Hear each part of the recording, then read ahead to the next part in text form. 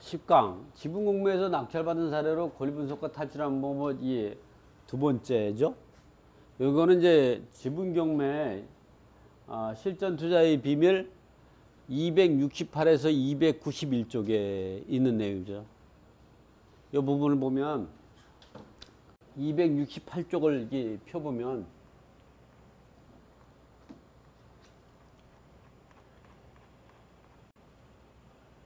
이렇게 봉천동 연립주택 2분의 1 지분을 공매로 낙찰받아 탈주할 방법 이렇게 나가는데, 이거는 이제 연립주택 이 부분을 우리가 공부하면서 어떻게 생각하냐면은 그 다세주택을 갖다가 2분의 1 지분을 낙찰받아서 다른 2분의 1 지분권자에게 파는 전략만 있는 것이 아니라 다른 그 지분을 매수해서 약간의 이제 그 보수를 한 다음에 수선을 한 다음에 팔면은 수익을 더 높일 수 있다 이 말이죠.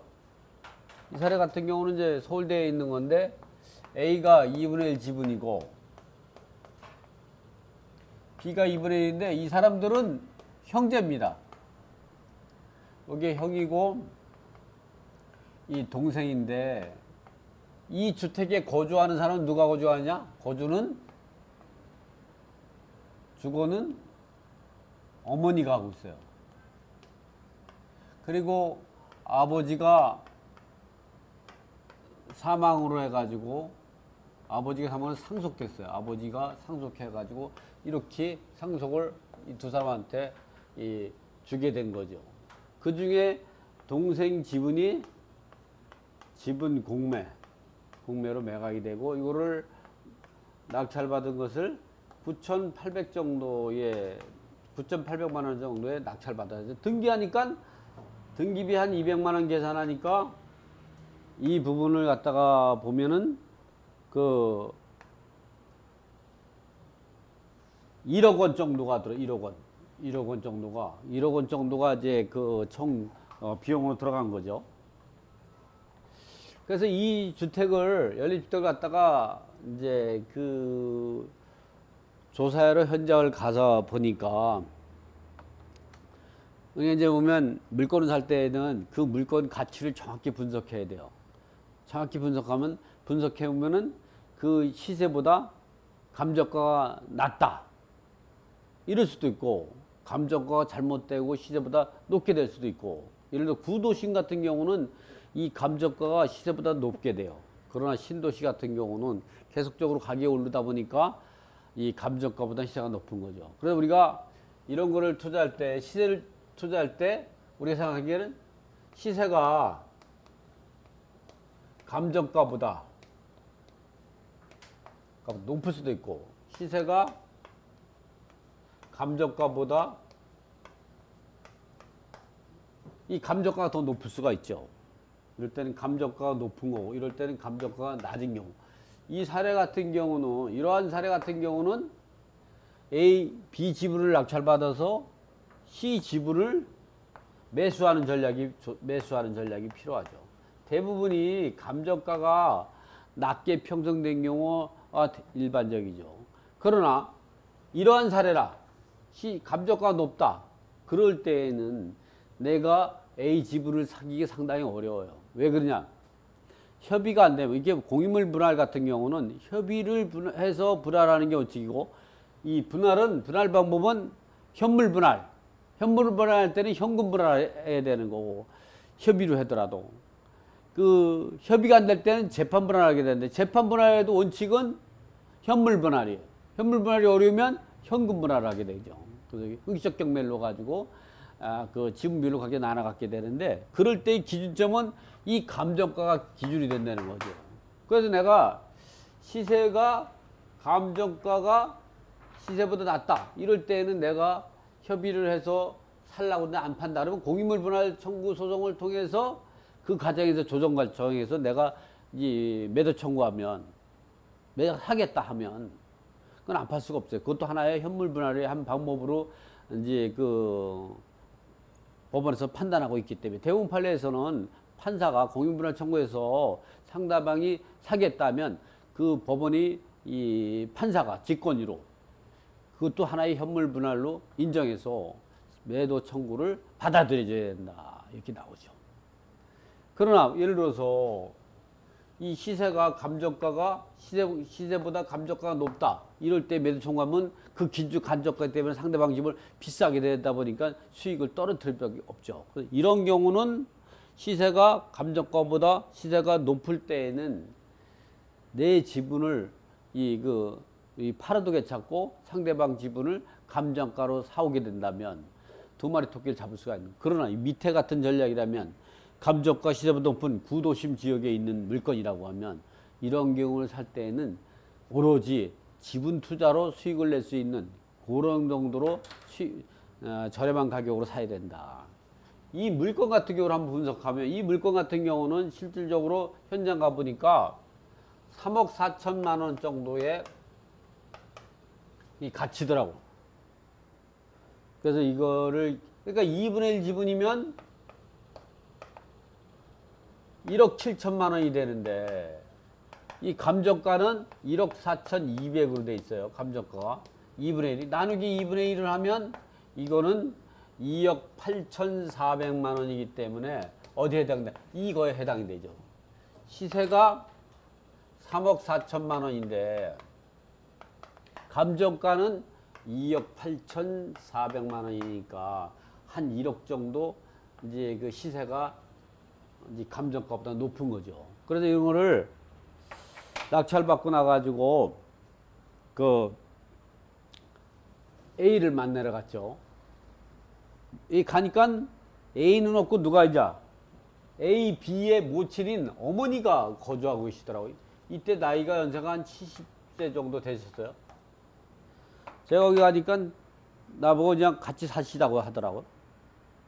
70대신 분이 같이 살자고 그래가지고 이제 원래 같이 살자고 얘기하는 것도 아주 그 에피소드죠. 그렇게 얘기하는 사람은 거의 없어요. 근데 이사 갈 데가 없으니까 같이 살겠다는 거예요. 무슨 말씀을 그렇게 하시냐고. 제가 왜 이 어머니 같은 분하고 같이 사시냐고. 지금 같이 사는 이게 배우자도 데리고 살기 힘든데 이렇게 했단 말이죠. 그랬더니 이제 그러고 나가지고 이제 안 나가면 이제 강제 집행한다. 왜냐면 2분의 1 지분을 낙찰받으면 다른 사람을 명도를 구할 수 있어요. 왜? 민법 265조에서 공무원의 관리행위는 과반수로 정해야 된다 그랬는데 이 2분의 1은 과반수가 못 돼요. 그러나 나도 2분의 1이기 때문에 과반수 못 되더라도 이 상대방이 과반수로 아니로 사용수익하면, 왜냐면 법에서는 민법 265조에서 과반수로 사용수익하도록 돼 있는데도 불구하고 과반수 못된 사람이 사용수익하게 되면 민법 265조를 위반한 거기 때문에 불법점유자가 되는 거죠. 그럴 때는 과반수가 되지 못하는 소수 지분권자라도 보존행위로, 관리행위는 과반수가 있어야 되지만 과반수 미만도 자기 지분의 반로에 의해서 권리행위를 하는 보존행위로서 사용수익을 배제시킬 수 있기 때문에 그런 경우는 인도명령, 공매 같은 경우는 인도명제도가 없으니까 명도성을 통해서 강제 집행할 수 있다 이 말이죠. 그랬더니만 한 일주일 있다가 이제 공매에서 체납자가, 왜냐면 경매에서는 채무자 겸, 경매에서는 채무자 겸 소유자, 공매에서는 채무자가 아니라 체납자 겸 소유자가 찾아왔어요. 왜냐면 이 형은 국가 공무원이기 때문에 나서지 못하고 이 형 대신 와가지고 위임받아가지고 와서 설명을 한. 그래서 내가 그러면 어떻게 할 것이냐. 나야 뭐 어쨌든 뭐 9,800 요거 1억에 샀으니까 바로 그냥 잔금 치르기 전에 뭐 이 감정가로 팔아도 그렇게 나쁜 거 아닌 것 같다. 그래서 그냥 단타로 하려고 그랬더니 자기 돈이 없대요. 그래서 내가 그러면 이제 당신들 집은 요거를 감정가에서 200 무슬이 띄고 애누리 없는 장사가 어디냐 했어 내가. 이런 말이 지분 투자할 때, 상대방 지분을 살 때 이러한 말이, 상대방이 내 거 살 때도 이런 말이 상당히 그 설득력 있어요. 내가 상대방 지분 살 때도 마찬가지고 우순이 띄죠. 그래서 감정가가 시세가 높으냐 낮으냐 이게 상당히 중요해. 내 지분을 상대방 팔 때도 그 기준점이, 시세라는 건 그게 사실 시세는 다툼이 많아요. 특히 다가구택 같은 경우는 아파트가 아니고 이 뭐 다세대 주택 같은 경우는. 그래서 1억 4천에 사가지고 총 얼마냐 하면 내가 요거랑 요거 같은 게 그러니까 얼마야? 2억 4천만 원에 사게 된 거죠. 그래서 얼마에 파냐? 이 3억 4천에 이 파는 거죠. 그럼 이거 하나 갖고 3개월 만에 1억을 벌 수가 있는 거예요. 물론 세금은 내야죠. 그 다음부터는 뭐냐? 절세하는 방법을 찾아야 된다. 이렇게. 근데 이게 예를 들어서 내가 내 집을 이쪽에 팔았다. 그럼 한 4천만 원 정도 수익을 냈을 때 다른 사람 지분까지 샀다. 그랬을 때는 한 1억 정도. 그러니까 이제 수익을 더 많이 내, 6천만 원 정도 수익을 더 낼 수가 있는 거예요. 여러분 투자를 지금과 같이 이런 방법으로 하는 게 좋은 방법이라는 거죠. 그래서 이 부분 같은 경우는 이제 물건이 보면 연립주택 2분의 1인데 서울대에 있는 데에 있었던 거예요. 봉천동 연립주택 2분의 1 지분을 그래서 이거를 낙찰받고 바로 협의가 안 돼가지고 어떻게 했느냐? 공유물분할 청구 소송하고 그 소유자가 저기기 때문에 그 이번에는 보통 지분을 낙찰받으면 우리가 어떻게 했냐? 지분을 낙찰받으면 방법이 내가 A 2분의 1이고 B 2분의 1 지분을 낙찰받았다. 이걸 낙찰받으면 보통은 이제 다른 사람 지분에는 이제 가처분하고 자기 지분은 뭐 가등기도 하고 뭐 이런 가등기에 하는 방법을 다른 사람이 많이 하더라고요. 가등기를. 가등기도 어떻게 보면 이제 전략적으로 좋은 방법이죠. 그리고 이 공유물 분할 소송을 하거든요. 전체 지분에 대해서 자기 지분까지 포함해서 전체 지분을 공유물 분할 청구의 소를 제기하게 되는 거죠. 그 자기 지분을 낙찰받은 지분을 또 이렇게 해서 또 등기를 해야죠. 요건 등록세 면제예요. 자기 지분은 공유물 구성해서 자기 지분을 취득하는 건 취득세 등록세가 취득세 면제예요. 그 취득으로 보는 게 아니에요. 양도세 계산할 때도 이 낙찰받을 시점으로 해서 양도세 계산하는 거지. 이 공유물 분할해서 또 자기가 취득하고 또 취득한 거 요걸 갖고 따지는 게 아니에요. 이때의 양도세도 기준점이 이익이 되고 취득세도 이때 취득한 거 이때 취득한 것이 아니기 때문에 이거는 취득세 면제예요. 요거만 취득세 내면 되는 거예요. 보통 이렇게 하는데 이제 나 같은 경우는 이제 가처분을 안 하고 왜냐면 이 사람이 공무원이기 때문에 가처분까지 할 필요가 없고 어머니가 살고 있는데 뭐 이게 점유를 바꾸겠어요. 그래서 어떻게 했냐? 점유정금지 가처분도 안 하고 또 이거는 처분금지 가처분이죠. 우리가 이제 점유정금지 가처분하고 처분금지 가처분하고 좀 혼동스러울까 봐 제가 다시 설명해줘요. 점유정금지 가처분은 점유자를 변경하지 말고 그리고 그 시설을 변경하지 말라는 거예요. 그걸 변경하게 되면 강제효용 침탈죄로 형사처벌받아요. 내가 공유물 분할 소송을 할 때 이 지분권자가 변경이 되면 형식적 겸멸 넣을 수가 없어요. 그렇기 때문에 내가 형식적 겸멸로 가지고 지분을 매각해서 그 각자의 지분 비율을 나눠 가질 때까지 지분권을 변경하지 말라는 거예요. 그래서 근데 뭐 이 사람은 국가 공무원이고 어머니가 살고 있는데 뭐 점유정금지 가처분도 할 필요 없고 처분금지 할 필요도 없다고 생각해서 난 이 방법을 했죠. 이걸 안 하고 채권 가압류를 했어요. 그냥 내가 어머니가 살고 있으니까 네가 사는 거나 똑같으니까 이 부당이득을 반환해라. 그래서 부당이득을 목적으로 채권 가압류를 했어요. 1년치 임대료로 계산해서 했고 그리고 공유물 소송을 했더니 이 소장이 도달하자마자 찾아왔더라고요. 찾아와서 상대방 집은 1억 4천에 제가 살 수 있었죠. 그래가지고 3억 4천에 팔아가지고 잘 먹고 잘 살았다는 거죠. 몇 달 사이에. 이제는 뭐냐? 어떻게 절세할 것이냐? 이분만 생각하면 되는 거지. 뭐 그런 건 여러분이 판단하셔도 돼. 세금 절세까지 이야기하고 그러면 요즘 오늘 보면 뭐 6.17 부동산 대책도 나오고 막 나오죠. 막 그냥 세무조사도 한다고 막 이러니까 말은 조심해야 돼요. 말 조심해. 말은 말이 가벼우면 항상 문제가 되는 거예요. 나는 여러분한테 지분 투자를 해서 어떻게 권리 분석하고 이렇게 하면 된다 하지 세금의 절세 이런 것까지 세세하게 이야기해서 제가 제 발목을 잡는 일은 안 하도록 오늘부터 연습해요. 오늘부터 제가 다짐했어요. 어저께까지 그렇게 했는데 그러니까 어저께까지 저를 만났던 사람은 해피고 오늘부터 만나는 사람은 언해피가 되겠죠. 왜? 나도 이제 살아야지. 나도. 자, 여러분이 2분의 1 낙찰받을 때는 어차피 2분의 1 지분은 대항력 없어요. 그러니까 민법 265조에서 관리 행위를 하려면 51%가 되는데 50%는 과반수가 못 되기 때문에 민법 265조를 위반한 불법점자라는 거죠. 그럴 때에는 소수시분권자라도 불법점자를 사용식으로 배제시킬 수 있는 권리가 뭐냐? 관리 행위는 할 수 없지만 보존행위로 할 수 있는 거, 보존행위로.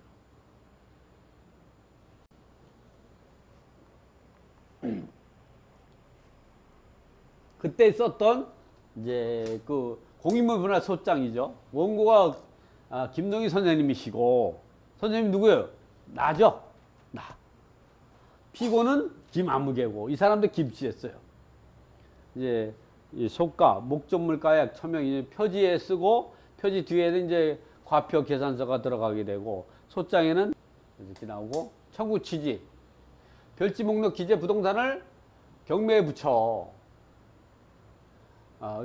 이 하나가 더 두 번 써 있네요. 하나는 지워야겠어요. 기재 부동산을 경매에 붙여 그 매각 대금 중에서 경매 비용을 공제한 나머지 금액을 분할하여 별지 목록 기재의 공유 지분 비율대로 원고와 피고가 분배한다. 나눠 갖는다는 거죠. 피고는 원고에게 2015년부터 별지 목록 기재 부동산의 2분의 1에 대한 원고의 소유권 상실일 또는 피고가 원고에게 부동산을 인도할 때까지 월 100만 원의 부당이득을 반환하라 이런 얘기죠. 지급해라. 이 소송 비용은 피고의 부담을 한다. 이 양은 가집행할 수 있다는 판결을 구합니다는 거죠. 확정 판결되기 전에 집행하죠. 1심에서 이 판결이 확정되는 건 왜냐면 1심 판결 나고 나가지고 2주 동안 이제 그 고등법원에 항소하지 않으면 확정되는 거예요. 근데 그 보름 전에 집행할 수 있다는 거죠, 이게. 가집행이라는 거. 청구원인. 원고는 별지 목록 1 기재 부동산의 2분의 1을 전 공유자 소의 누구의 전체 금천세무서에 부담하는 부가세 압류에 따른 공매 절차에서 한국자산관리공사 관리번호에서 낙찰받아 2015년 1월 8일 매각됨을 납부하고 별점 부동산 등기 사항 전부 증명서 갑제 1호증과 같이 소유권을 취득한 자이다. 피고는 위 부동산의 2분의 1 공유 지분권자입니다. 이게 나오죠. 이렇게. 그래서 원고의 이 사건 공유물분할 청구의 2 또는 원고의 피고에 대한 임료상당의 부당이득 100만 원 지급하라. 결론적으로 원고는 피고에게 청구 취지와 같은 판결을 구하기 위해 부득이 이 사건 청구에 이른 것입니다. 이 공유물분할 청구 소송의 청구에 이른 것입니다. 이런 거죠. 입증 및 첨부 서류. 그래서 서류 넣고 원고, 피고, 그리고 지방법원을 하면서 마감이 되고 여기 별지 목록 1 부동산의 표시죠. 그리고 별지 목록 2 해가지고 각자의 지분 나오고 그리고 이제 가압류를 이렇게 했죠. 부동산 가압류 신청서에서 표지하고 그다음에 이제 뒤에는 이제 이렇게 부동산 가압류 명의 신청서가 나와요. 채권자 그리고 채무자. 청구 취지는 청구 금액은 600만 원 계산, 1년치를 600만 원을 계산했죠. 피보전 권리 요지는 부당이득 반환 청구의 청구권 보전. 채권자에 의한 위 청구권 채권 표시 기재 채권의 보전을 위하여 채무자 소유 별지 목록 기재 부동산을 가압류한다는 재판을 겁니다. 신청 원인은 뭐 이렇게 해가지고 당사자가 한 게 채권자의 이 사건 공유물 청구소를 제기, 채무자에 대한 임료상당 부당이득 월 100만 원 곱하기 6개월 해서 600만 원을 이제 한다는 게. 그리고 이제 보면 이 사건 가압류의 필요성, 그다음에 압류 및 첨부 서류, 이제 이 첨부 서류, 입증 및 첨부 서류가 되죠. 오타가는 입증 및 첨부 서류. 부동산, 공매, 토지, 건축물 대장, 가압류할 목적부 등 가압류 신서, 본안 소장 및 접수 증명. 그래서 2010년 1월 15일 날 채권자 김동희 서울지방법원 별지 목록. 그리고 이제 이렇게 해서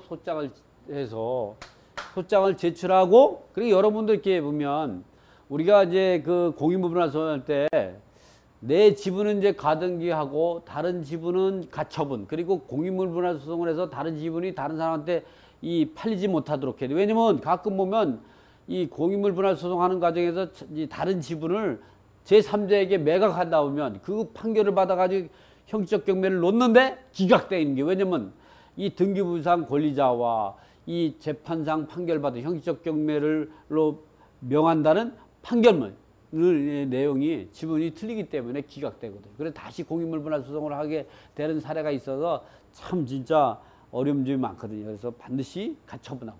근데 이와 같이 지분을 변경하지 않을 그러한 신분적 지위를 가진 사람은 가처분보다는 돈을 달라, 채권 가압 600만 원 달라는 게 겁을 많이 먹더라고.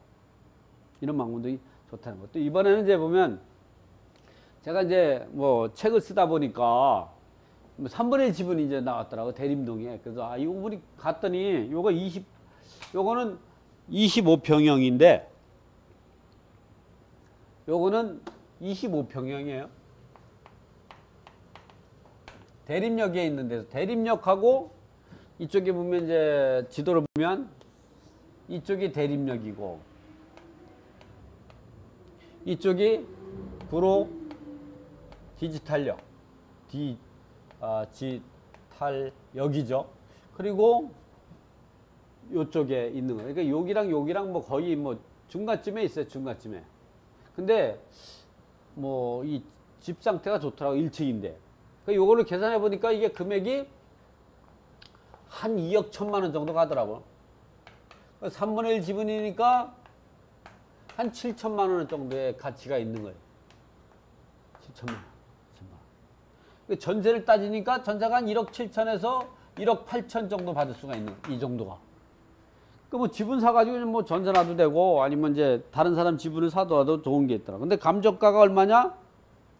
감정가가 한 5,500만 원 정도의 감정가가 잡혔어요. 그래서 요거를 4천만 원에 매입해서 이제 낙찰받아, 공매로 낙찰받아가지고 얼마야? 7천만 원에 팔면 얼마냐? 한 3천만 원 정도의 시세 차익을 볼 수 있는 거죠. 제가 이제 어떻게 보면 이런 얘기하면 이 사람들은 세금 계산 안 하고 등기비용 생각하자고 이런 얘기를 많이 해. 내가 4천만 원 사가지고 7천을 팔아 3천만 원 벌었다 이제. 여기서 우리가 계산할 건 뭐냐면 등기비용하고 또 세금 계산도 해야죠. 양도소득세나 법인 때는 법인세, 개인 같은 경우 양도소득세 계산하는 방법을 해야 되는데, 대부분이 좀 뭐 자랑하려고 자기가 돈 벌었다는 자랑을 3천 벌었다고 하죠. 그래서 나도 3천 벌었다고 하는 거예요. 그렇지만 우리 엄밀히 따지면 등기비용하고 양도세는 계산을 또 해야 돼요. 어쨌든 3천 자금 이렇게 볼 수가 있죠. 그래서 이거를 낙찰 받고 나가지고 갔더니 없더라고. 그래서 연락받는다고 그래가지고 메모지를 남겨왔더니 전화가 왔어요. 그래서 강남역으로 오라 그래가지고 우리 사무실이 강남역으로 오라, 강남역에 만났는데, 이 사람이 뭐라냐면 이 4천만 원에 이 샀으면 요 감정가로 팔아라, 이게 감정가로 1,500만 원 정도만 시세 차입으면 되지 않냐, 이런 얘기하는 거야. 내가 그러면 참 그런 얘기하면 어떠냐면, 상대방이 그런 얘기하면 그것도 전혀 이제 무리한 얘기도 아니에요. 한 1,500만 원 정도 이익 보면 되지 않냐. 뭐 4천만 원 투자해가지고 뭐 그것도 당신이 잔금 치른 것도 아니고 낙찰 받냐고 400만 원 뺏기 입찰법도 안 들어갔지 않냐. 내가 1,500만 원 쳐줄 테니까, 그리고 등기도 내가 잔금 다 치르고 내가 다 하겠다, 이런데 1,500이면 되지 않냐. 그것도 설득력이 있는 거예요. 그래서 나는 더 받을 욕심이 어떻게 했냐면, 그러지 말고 당신 지분 3분의 2 지분을 5,500, 5,500이 두 개니까 1억 천이죠? 1억 천에 팔으라. 그럼 내가 생각할 때 1억 천에 사고 내 지분 4천에 팔면 1억 5천이잖아. 물론 여기서 등기비용 1.2% 해봐야 200만 원도 안 나와요. 그러면 1억 5천이잖아. 그러면 그거 갖다가 2억 천에 팔면 6천만 원 정도의 시세 차익을 볼 수 있겠더라, 바로. 그랬더니, 무슨 소리냐? 그러면 자기 지분을 사래. 7천만 원 팔 테니까. 그냥, 당신이 사겠다는 7,7천이 내 지분은 1억 4천에 사라는 거예요, 거꾸로. 내가 그렇게 되치니까, 예, 그 감저가로 팔으라고. 이 사람이 내가 시세인 7천만 원에 내 집을 사라 했더니 이 사람은 그 무슨 소리냐? 자기 지분을 7천에 사라는 거예요. 내가 그거 안 한다.